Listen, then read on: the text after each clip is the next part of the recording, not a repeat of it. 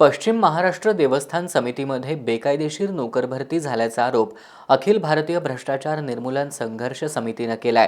ही नोकरभरती रद्द करून नोकरभरती करणाऱ्या तत्कालीन पदाधिकारी आणि अधिकाऱ्यांकडून खर्च केलेली कोट्यवधी रुपयांची रक्कम वसूल करण्यात यावी अशी मागणी करणारी याचिका मुंबई उच्च न्यायालयात दाखल करण्यासह उग्र जन आंदोलन करण्यात येणार असल्याचं समितीचे कार्यकारी अध्यक्ष धीरज रुकडे यांनी सांगितलंय। कोल्हापुरातल्या पश्चिम महाराष्ट्र देवस्थान व्यवस्थापन समितीच्या वतीने काही वर्षापूर्वी जी नोकर भरती केली होती त्या नोकर भरतीच्या विरोधात तिथल्याच काही कर्मचाऱ्यांनी जिल्हाधिकाऱ्यांच्याकडे तक्रार दाखल केली होती। त्या तक्रारीच्या अनुषंगाने तत्कालीन उपजिल्हाधिकारी भगवान कांबळे साहेबांनी संपूर्ण तपास केल्यानंतर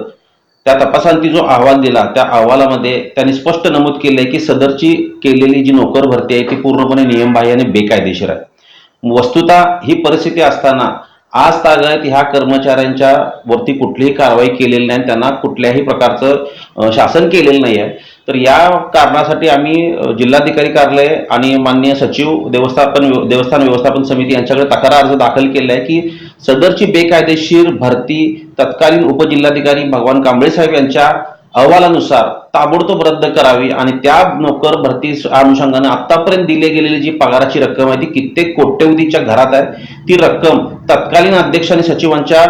पगारातून, वेतनातून किंवा त्यांच्या इतर मालमत्तेतून वसूल करावी अशी मागणी आम्ही केली आहे आणि ह्या मागणीला अजूनही कुठलाही आम्हाला प्रतिसाद मिळालेला नाही। तर त्या अनुषंगानं आमच्या संघटनेच्या वतीनं मुंबई उच्च न्यायालयामध्ये याबाबत जनहित याचिका आम्ही दाखल केलेली आहे आणि याबाबत आम्ही सातत्याने पाठपुरावा व्यवस्थापन समितीकडे करत आहोत आणि यासाठी उग्र आंदोलन कोल्हापुरात आम्ही उभा करणार आहोत।